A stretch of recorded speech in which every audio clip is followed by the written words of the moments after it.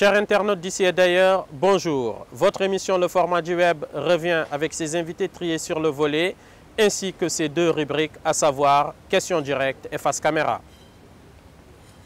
Notre invitée du jour est une Tchadienne de naissance, africaine dans l'âme. C'est une jeune leader qui a fait ses études en France et plus particulièrement à Reims. Diplômée en finance et en sciences politiques, elle a fait le choix du retour au pays. Elle vient aujourd'hui discuter avec nous sur son regard et son retour d'expérience. Je nomme Bouchra Ndiaye. Bouchra Ndiaye, bonjour. Bonjour. En tant que leader, vous avez été retenu par le Young African Leader Initiative initié par le président Barack Obama. Est-ce que vous pouvez revenir sur cette expérience? Bien sûr. Donc, merci d'abord pour l'invitation et pour cette belle présentation. Je suis Bouchra Ndiaye, comme tu l'as dit, cadre de banque à N'Djamena, au Tchad, tchadienne. Le programme YALI, Young African Leaders Initiative, a été lancé par le président Barack Obama à l'endroit des jeunes leaders africains.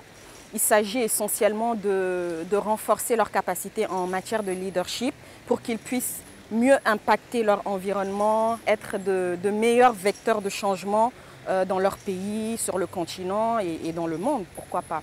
Donc c'est un programme, il s'agit de sélectionner un certain nombre de jeunes africains et ces jeunes convergent tous au mois de juin chaque année vers les États-Unis où ils sont dispatchés dans 20 universités parmi les plus prestigieuses donc, du pays. Et donc ce programme a été ficelé de façon à couvrir tous les domaines, tous les aspects importants pour un bon leader. Donc il y a des cours de management, de leadership, etc., des cours intensifs. Il y a également des networking, comme ils disent, donc le réseautage. Un leader, c'est quelqu'un qui a un réseau assez vaste et étoffé. Et il y a aussi des community service, parce que c'est comme son nom l'indique, le Mandela Washington Fellowship. Comme Nelson Mandela a pu le dire et le redire de son vivant, il est important pour un leader, pour un bon leader, de savoir donner de son temps et de sa personne pour les autres. Donc c'est un programme, moi j'ai été placée à l'Arizona State University à Phoenix, dans l'état d'Arizona. J'ai rencontré l'Afrique aux États-Unis, parce qu'il y a des ressortissants de pays d'Afrique que je n'aurais peut-être jamais eu l'occasion de rencontrer si j'avais été au Tchad ou même voilà, dans mon cocon habituel, quotidien. Donc ça a été une belle expérience, tant sur le plan humain que sur le plan professionnel. Ça booste aussi, ça nous donne une nouvelle vision du monde, ça nous motive dans ce que nous pouvons faire parce que quand on essaye d'impacter, et nous c'est dans le domaine du genre, dans notre pays on essaye de contribuer à l'amélioration des conditions des femmes dans notre pays. Donc ça nous redonne espoir que, voilà, que les choses vont être changées un jour. Quoi. Bien. On a vu récemment le président Donald Trump mettre sur la liste des États terroristes l'État du Tchad. Quel regard portez-vous en tout cas sur cette situation? Beaucoup d'incompréhension. Je porte un regard marqué par de l'incompréhension. Je l'ai découvert sur les réseaux sociaux, comme la plupart d'entre nous, Tchadiens, Africains, et voilà. Et donc, la première réaction que j'ai eue, c'est pourquoi? Pourquoi le Tchad?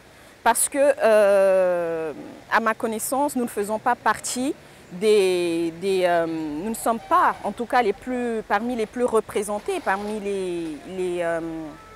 les immigrants clandestins.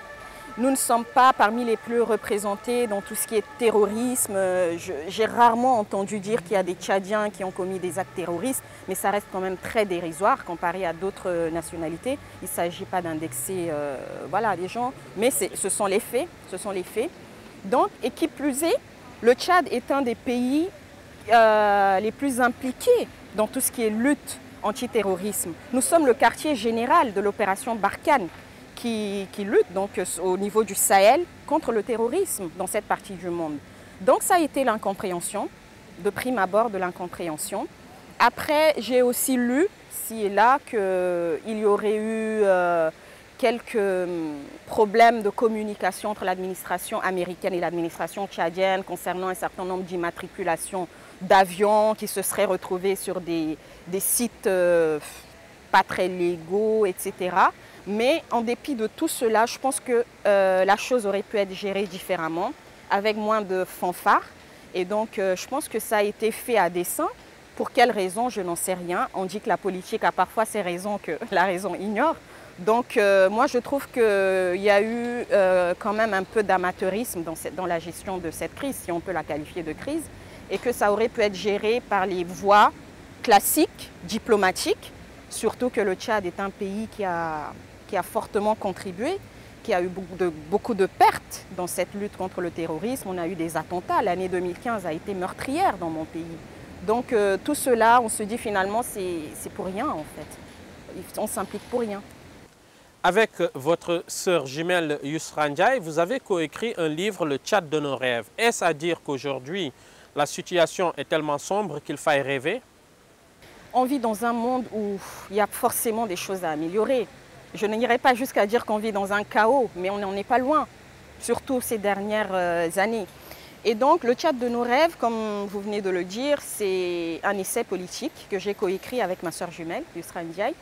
Et c'est un cri du cœur de deux jeunes Tchadiennes qui aiment profondément leur pays, mais qui ont senti une sorte de devoir à tirer la sonnette d'alarme par rapport à un certain nombre de choses qu'elles considèrent comme étant des retardateurs ou, si ce n'est des entraves, à l'essor du Tchad, au développement du Tchad.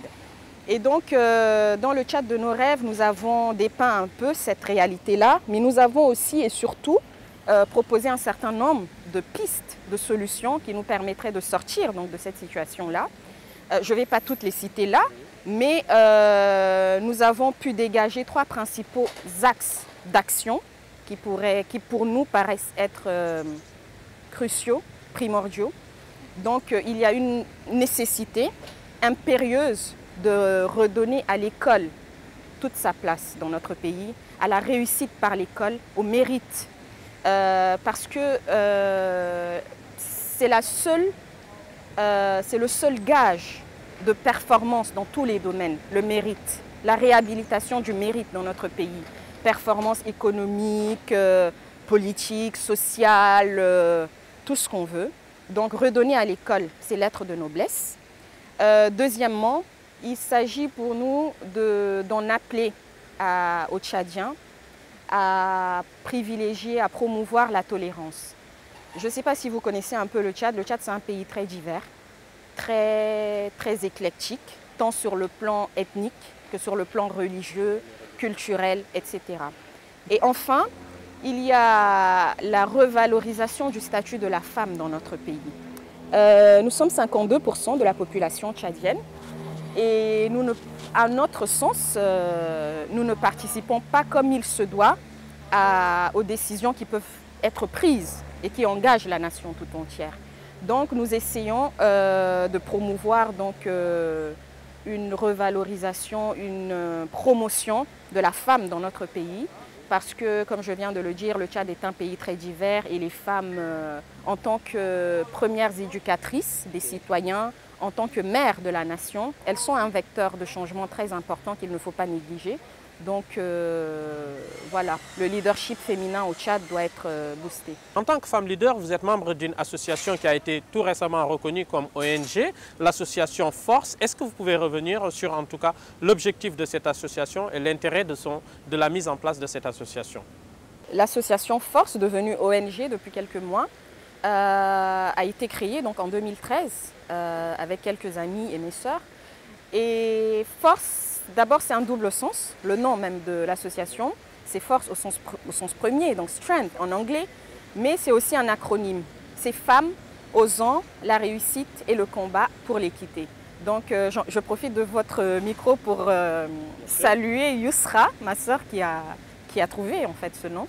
Donc voilà, Force est une association qui essaie d'instaurer un certain leadership féminin au Tchad, d'essayer de rendre cela possible dans nos esprits, d'impulser. Et nous misons beaucoup plus sur tout ce qui est éducation, parce que nous pensons que tout part de là. Tout part de l'éducation. Nelson Mandela l'a dit, l'éducation est l'arme la plus puissante pour changer le monde. Donc on essaie de montrer que les femmes éduquées ne sont pas forcément des femmes désobéissantes, parce qu'il y a une certaine croyance, une certaine conception des choses. Je suppose que c'est à peu près la même situation partout en Afrique. Donc on suppose que les filles qui vont à l'école vont être ingérables par la suite, etc. Donc on essaie de mettre en évidence des parcours de femmes qui ont été à l'école, mais qui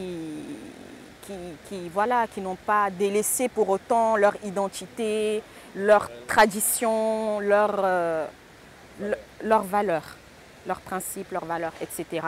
Donc on essaie de montrer que ce n'est pas en gardant une fille à l'école qu'on l'épargne forcément des vices de nos sociétés actuelles, loin de là.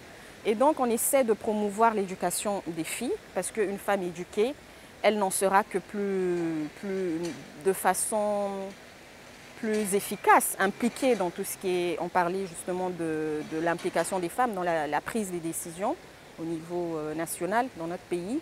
Donc pour tout cela, pour bien faire, pour bien s'impliquer, il faut quand même comprendre le monde, il faut avoir un certain nombre d'outils à son actif. Et donc l'école est la voie royale pour acquérir tout ça. Bouchra Ndiaye, merci pour ces réponses pertinentes. Nous allons passer à la deuxième rubrique de notre émission, c'est-à-dire Face Caméra. Je suis très contente d'intervenir dans le cadre de cet organe, donc ADN, Africa Diaspora News. Donc je suis contente de voir que les Africains se préoccupent donc, de notre continent, qu'ils soient sur le continent ou ailleurs. Donc je suis très contente d'être intervenue ici. Et j'ai envie de dire de finir sur une note, sur une citation, un proverbe en bambara qui explique que, un clin d'œil à notre livre, donc le Tchad de nos rêves, la saveur de l'espoir, parce qu'il y a un sous-titre, la saveur de l'espoir. Il y a un proverbe bambara qui dit que l'orphelin véritable n'est pas celui qui a perdu ses parents, mais c'est celui qui a perdu l'espoir. Donc j'en appelle aux Tchadiens et au-delà à tous les Africains à ne pas perdre espoir. L'Afrique avance en dépit de tout ce qu'on peut voir comme difficultés, contraintes, on avance. Et l'espoir, c'est tout en fait, parce que tout part de là, il ne faut jamais perdre l'espoir. Merci de nous avoir consacré un peu de votre temps pour répondre à nos questions et faire ce partage et ce retour d'expérience. Chers internautes, on arrive à la fin de cette émission et nous allons nous quitter sur ces notes d'espoir que vient de dire notre invité. Nous vous demandons, comme à chaque émission, d'aimer, de commenter, mais aussi de partager. Merci, au revoir.